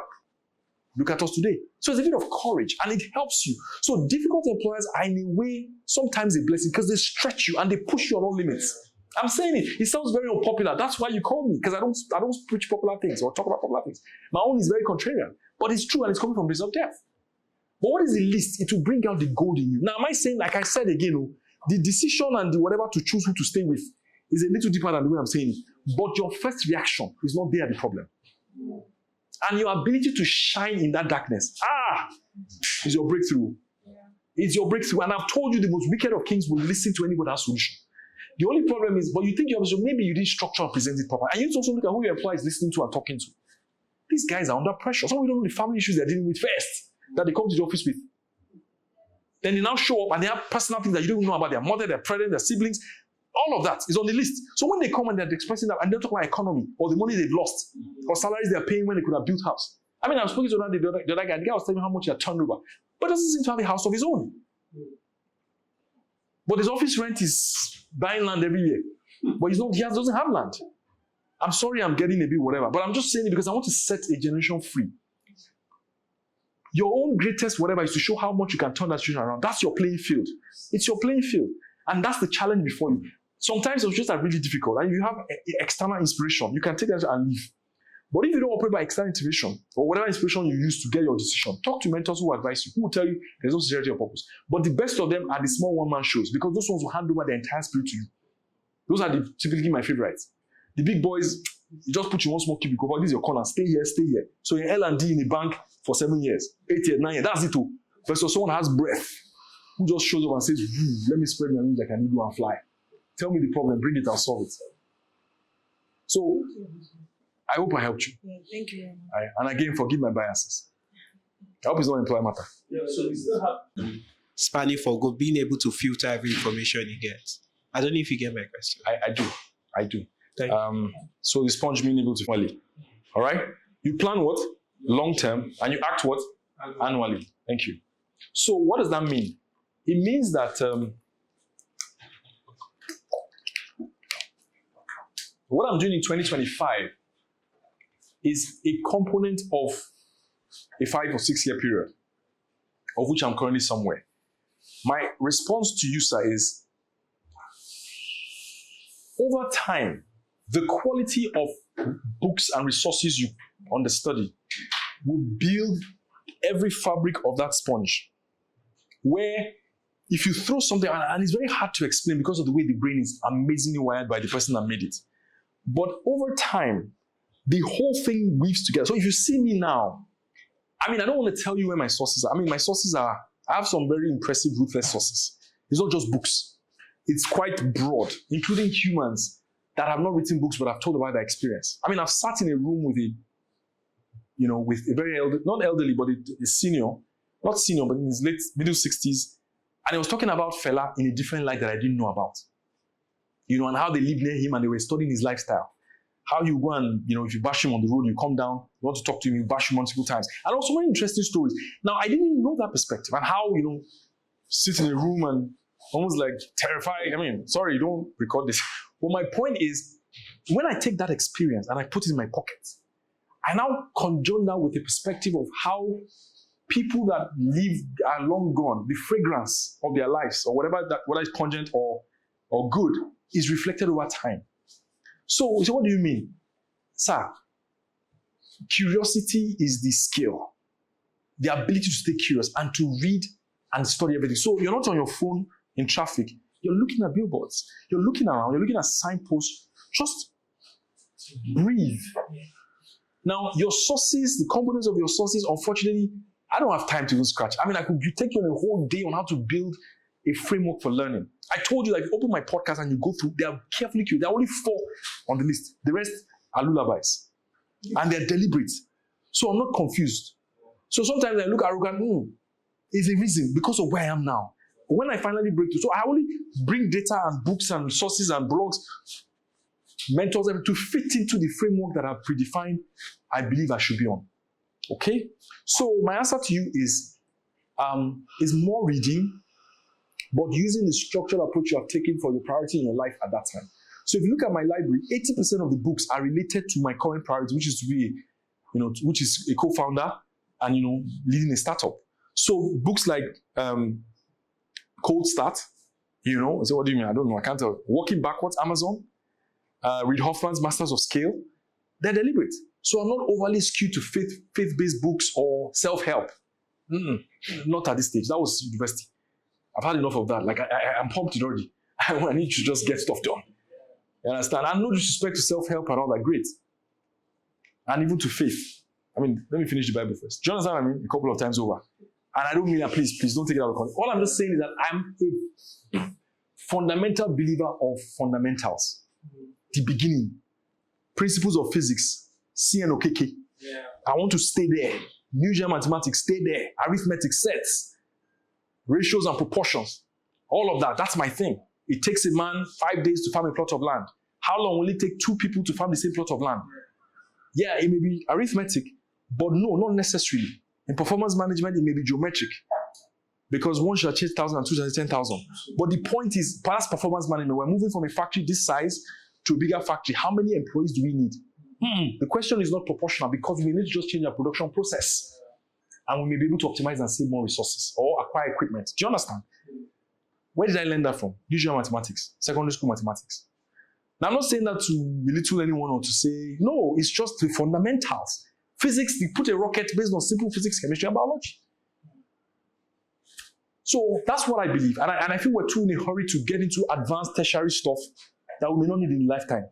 But the problems that plague us are simple STEM problems that require simple solutions. I have 2 questions actually. One is on transparency, because while answering our question, you shared some examples, and one of the things you mentioned actually resonates with me. For the second time in my career, I'm very reluctant to leave where I currently work, despite the fact The that employer should send me a birthday gift. Go ahead. despite the fact that I needed more, I need money, right? The first time was the first place I ever worked, so you would understand why I didn't want to leave. But this second time, I don't feel like leaving, and the reason is because of the level of transparency that is available to the employee from the employer himself and all the managers. Actually, one of our core values is open. You are measured against it in your care. That level Nice. yeah. So not every employer will be able to do that. And not every employee will be privileged to work in an organization like that.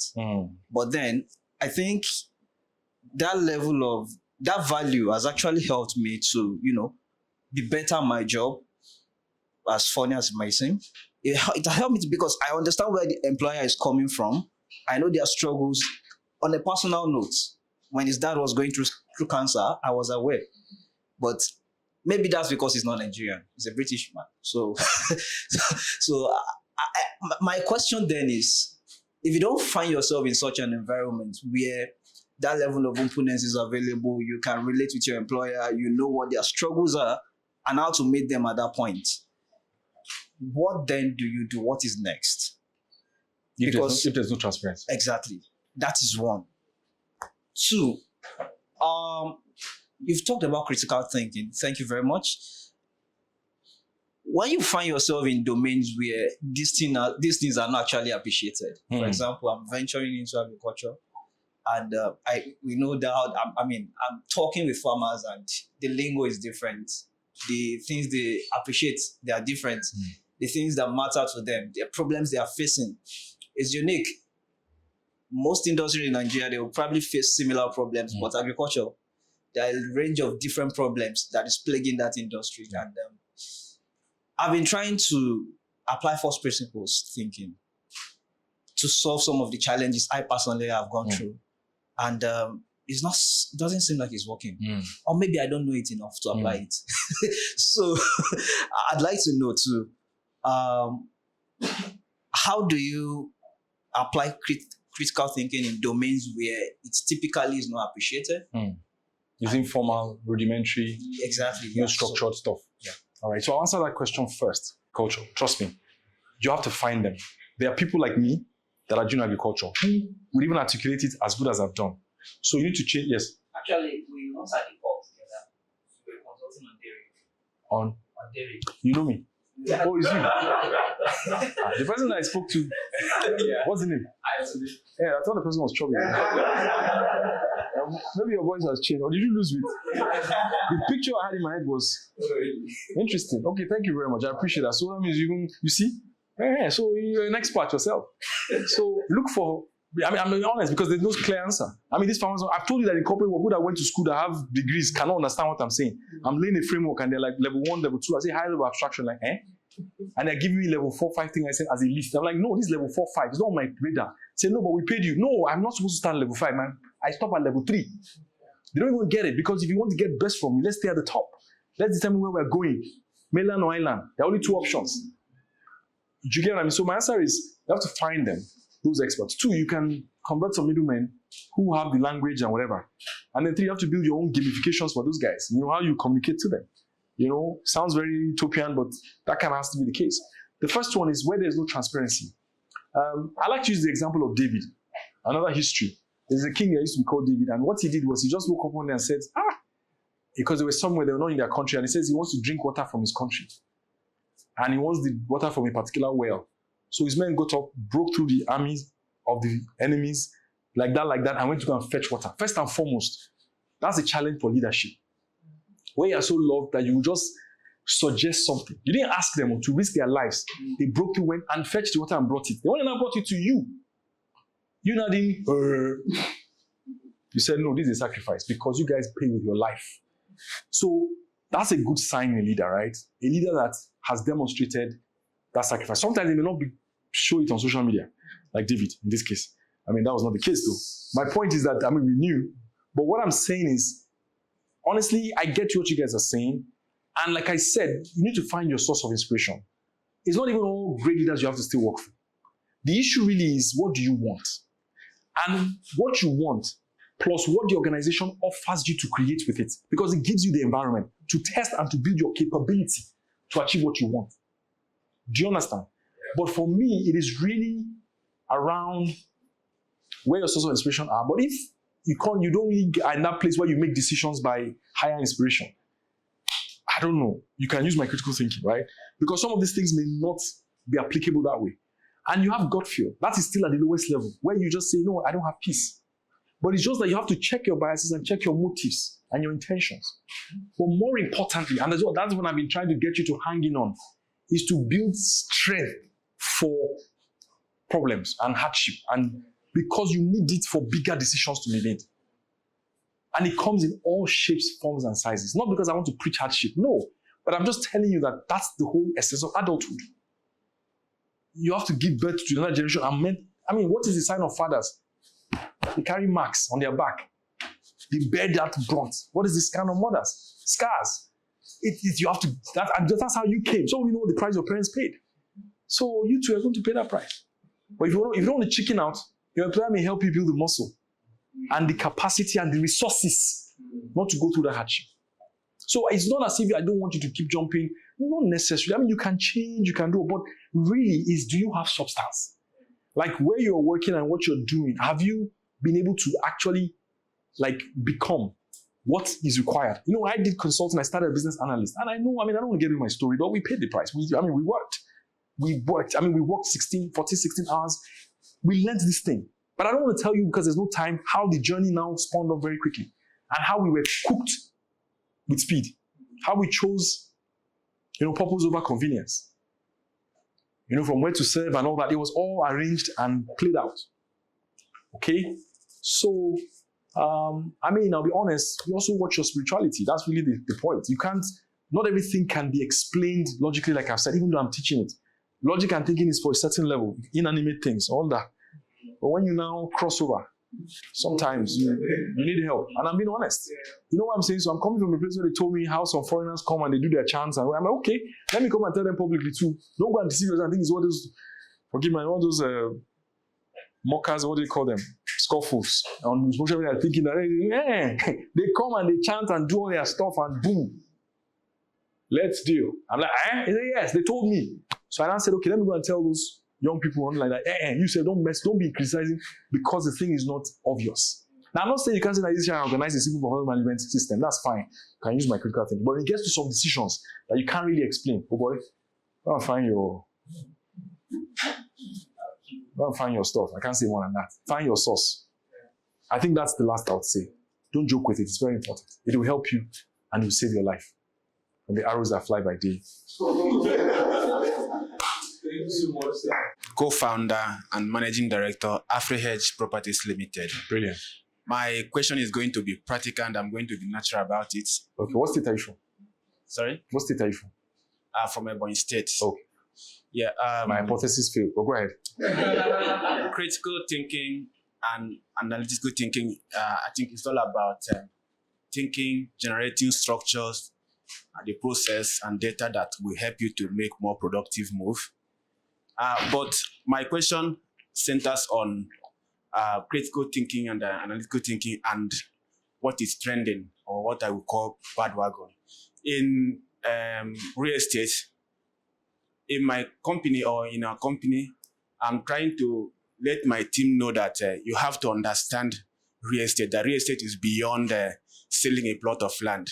You need to understand a lot of things, but they want to do what others are doing. They want to answer consultant. You see someone that just joined a company, he has not closed a deal, just under 6 months, he want to answer, I'm a real estate consultant. I say, no. Before you be a consultant, you must have had experience, a good experience in the industry before you will be able to consult for investors or developers. So my question here is that, where will you put the balance? You are a team leader and your team want to answer the big name, and you are trying as if you are holding them back, as if you are trying to hold them back. Please learn it step by step. But them, no, they see what is going on there. They want to join the trend. So where will you put the balance? Thank you, sir. Very, very, very good question. that is plaguing, let me stand here so he will see me. He has asked a question that is plaguing a lot of employers. And it's also part of our problem. Now, he's saying that how do you tell your subordinates that calm down, substance first, before you wear titles and roles and all of that? And my answer to that will be, it's a chicken and egg scenario, because you also have to be the leader enough to have influence on it, because leadership is about influence. You know, and people say they find it goes to work with Gen Zs. Well, I have learned to work with Gen Zs. I mean, I try. I may not be perfect, but one of my leadership skills is I give you what you want. So I behave so I can call you on a weekend and apologize for calling you on a weekend. I'm your boss. So I say, I'm so sorry for calling you. I apologize, bothering you. Even though there's some people that if I call you, weekend, you don't pick. And I don't want to mention the category. And you don't pick and I don't respond, I can fire you. I'm serious. And he said, why are you saying like yes? Because it's a privilege to even work with me directly. And I skipped your boss and down the line to you. That means your body behaved. You need to go and learn some things. But that's my extreme opinion. Please do not use that to dislike me. But let me answer. Yeah, we're going to correct a lot of nonsense. And I can't wait for generation. What's the one after Gen Z? Alpha. To come and show them shaggy. Right? Yes. They will come and teach. So they will humble Gen Zs. They say, you guys, you think you're mad? We'll show you where it was. So they will put them where they belong. I'm waiting for them to grow up. And I'll be more friends with those ones. Yeah, show them. But on a serious note, so number one is beckons on you to be a leader that is able to, that's why I use the example of David, to build influence on people. You know, leadership is complex. Even me, I'm figuring it out every day. But secondly, is profiling. You have to be, I asked you for your state because I was profiling you. So I have these different profiles that I use for hiring people. I can't mention it because it's public, but there's a particular state in Nigeria that if I know you're from that state, I'm automatically biased towards giving you the job because there's a 90% chance or 95% chance that you will do well. They seem to have produced some really, really exceptional people, right? There are two states I can't mention. You have to pay me hard money to talk about this. Two states. Say, where are you from? Bang, bang. Now, that's with respect to general work, Then there's the ones for other things like house help, driver. They have their places. You choose the states. Then there is now, there needs to be universities. Even though it has been distorted now, there's a particular school, that one I can give you free. So that I can kiss us, forgive my French. But Ife, then once it's Ife, I don't argue. Yeah, sure. I didn't go to Ife, don't worry. So there are no biases. There are some hit and misses, I can't mention names, or hit or miss rather. And then there is other ones that have a lot more promotions than substance, which I can't talk about. But I essentially got to that point where I was careful because of how frustrated I was to be profiling and showing because of the background and how they come. My answer to you is that you have to choose your people right. And it's not so much of competence, is aptitude and attitude, right? Aptitude is the ability to learn, comprehend, understand, and follow instructions. People that are hungry, So the second thing after being a great and inspiring leader that is able to lead people, then the second thing is to be able to, to be able to find the right people. So when you quickly find out that these ones do not share my values, then you cut. In real estate, you need hungry people, like people who are willing to make a name for themselves and are willing to learn. Unfortunately, the sources of where people are being, because people wonder, how do you lead a whole generation? It's the religious organizations and the traditional institutions. Those are the two custodians of people's brains. That's why I'm sometimes a bit hard on, one of them. It's because I'm like, you control people's brains. So you have a huge responsibility for the outcome of a society because of what you tell them. And sometimes it's not just that you're feeding them with nonsense, you're also feeding them with subpar information that will challenge them to know that, oh boy, you have to put in the work to get it done. Your pilot, you don't care what religion or whatever, he has to be able to fly a plane. When there's no problem, you can call on his religion and his God. But his traditional normal process is you should be able to take a boat, not walk on water always. Do you understand? So where I'm going inside, the second thing is the profile. Choosing carefully. And it's an art to be able to pick who you want and cut quickly when you see you don't have what you want. Of course, being right. Somebody said, what is it to be a leader? I have forgotten the person, but it says, if you want to build a ship, don't drum up people. Don't get people drum up to get wood and all the elements, nails, hammers to build a ship. Instead, teach them to yearn for the vast and endless seas. So guys, listen, we want to see the other side. Let's go and see what's on the other side. At that point, they will decide the ship they want to build. So as a leader, you have to find ways to charm your people and continuously reinforce that I am admirable. That's why a lot of clergies are very clinical. They do it's deliberate. It's to packaging. They don't just look anyhow. They look like a promise with the whole packaging of mama and papa, the whole 9 yards. Do you know what I'm saying? I'm not trying to be more. I'm just trying to tell you that it is in there. I'm sorry. I'm helping you, or it doesn't make sense.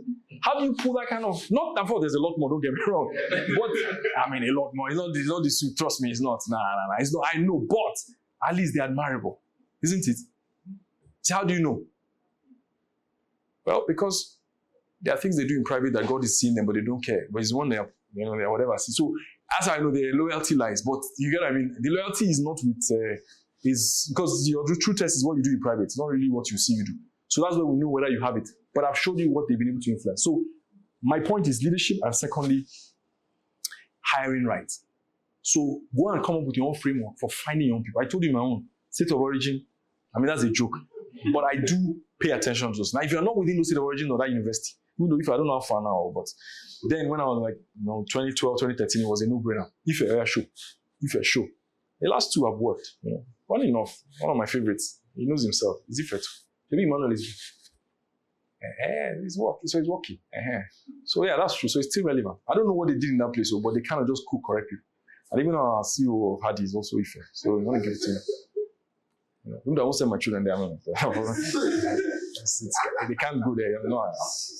You think I'm wicked? I'm just joking. But that's just to give credit. Okay. Now, I'm just showing you frameworks, right? And I wish sociologists could study and see how this profiling, how people become. I mean, there's depth of stuff. There's economics, there's sociology. Like we have exciting fields that people have not explored.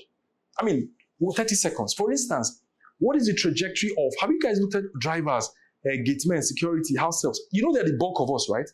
But what is their trajectory? What would they look like in 20 years? What would that your house help that has no pension, no insurance? What's her life going to be like? Nobody has sat down to plot the chart of 100 million people, of a spectrum of people from the poorest to the driver.